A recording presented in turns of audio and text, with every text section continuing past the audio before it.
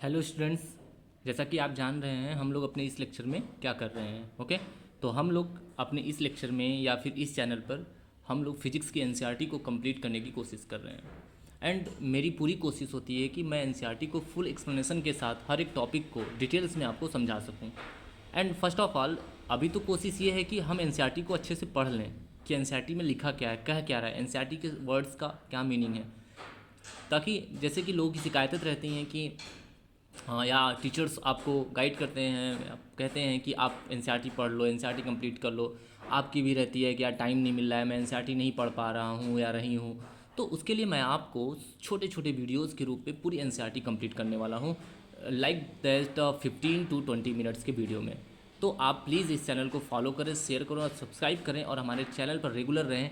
हर एक दिन 2 दिन पे गैप पे मैं 20 मिनट 15 मिनट्स के जो वीडियोज़ हैं वो अपलोड करता हूँ।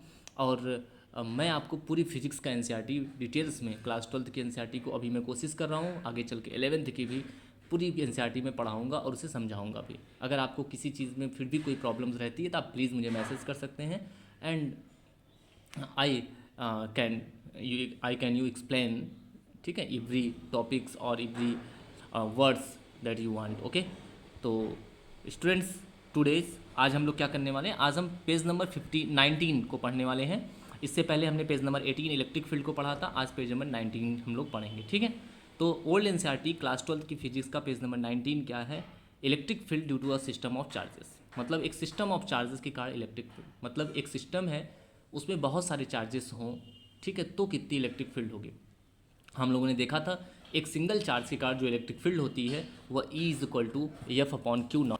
हम लोगों ने ये देखा था इससे पहले इलेक्ट्रिक फील्ड में कि E is equal to F upon Q not या 1/4πε0 Q upon R square due to a point charge, इतनी इलेक्ट्रिक फील्ड होती है।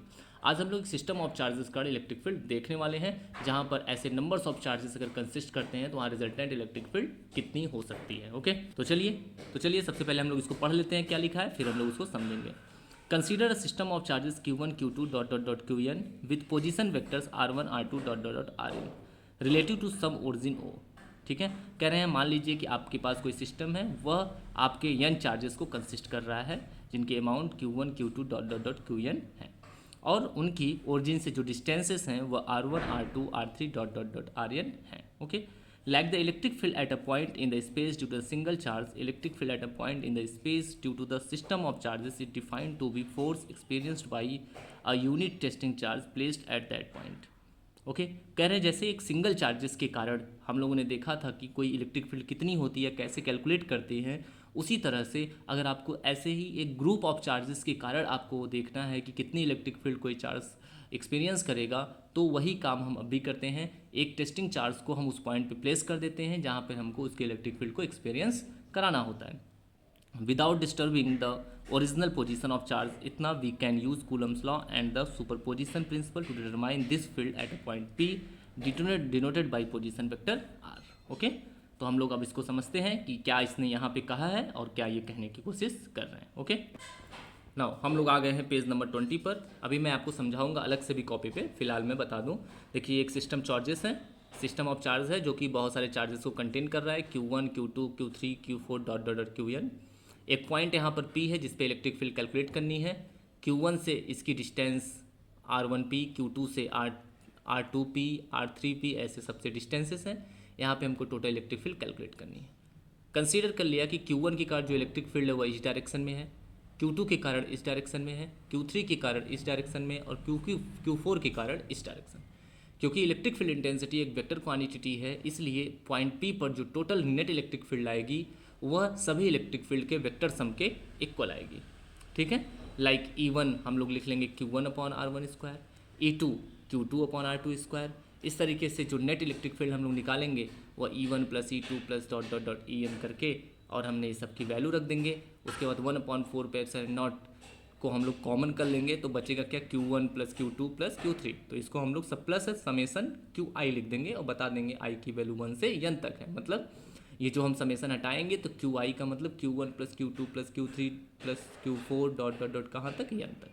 ऐसे ही नीचे R1n का स्क्वायर की R की वैल्यू भी कहाँ से कहाँ तक वेरीज करेगी। ठीक है, इस तरह से रिजल्टेंट इलेक्ट्रिक फील्ड को हम लोग कैलकुलेट करते हैं।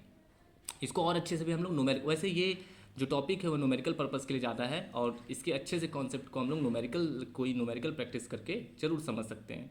तो हम आपके लिए नेक्स्ट लेक्चर में एक न्यूमेरिकल भी ले आएंगे और जहाँ पर हम लोग इस इलेक्ट्रिक फील्ड के ग्रुप ऑफ चार्जेस के कारण इलेक्ट्रिक फील्ड को कैलकुलेट करना सीखेंगे। ठीक है, आई होप अभी आपको ये चीज़ें समझ में आई होगी। फिर भी थोड़ा मैं कॉपी भी समझा देता हूँ अभी। और नेक्स्ट लेक्चर में हम लोग जो है वो बात करेंगे इलेक्ट्रिक फील्ड के फिजिकल सिग्निफिकेंस के बारे में, पेज नंबर 20 एंड 21 और कुछ एग्जाम्पल के साथ।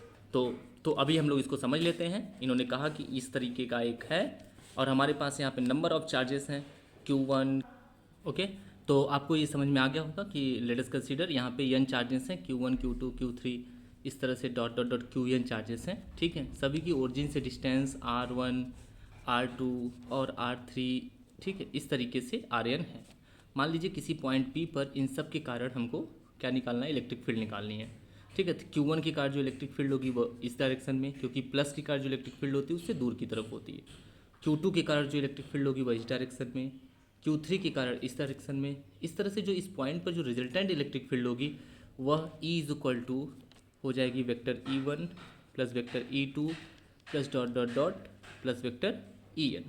ओके, तो हम यहाँ पर इसके लिए लिख सकते हैं K यानी कि 1/4πε0 Q1/R1 square plus K Q2/R2 square, okay, plus dot dot dot plus K Qn/Rn का स्क्वायर। इस तरह से रिजल्टेंट इलेक्ट्रिक फील्ड को हम लोग कैलकुलेट कर सकते हैं।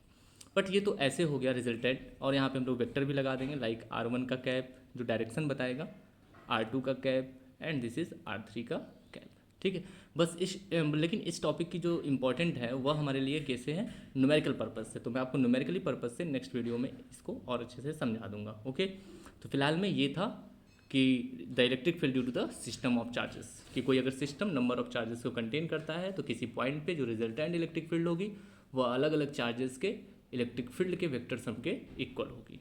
ठीक है, जो कि डायरेक्शन भी डिपेंड करता है, अगर प्लस चार्ज है तो उससे दूर की तरफ और माइनस चार्ज है तो उसी की तरफ इलेक्ट्रिक फील्ड होती है, जिससे हम लोग वहाँ पे कैलकुलेशन करते हैं, लाइक जैसे कूलम्स लॉ के न्यूमेरिकल्स कर रहे थे हम लोग। ठीक है, ओके, आई होप आपको समझ में आया होगा। फिर भी अगर कोई प्रॉब्लम है तो आप हमें कमेंट कर सकते हैं।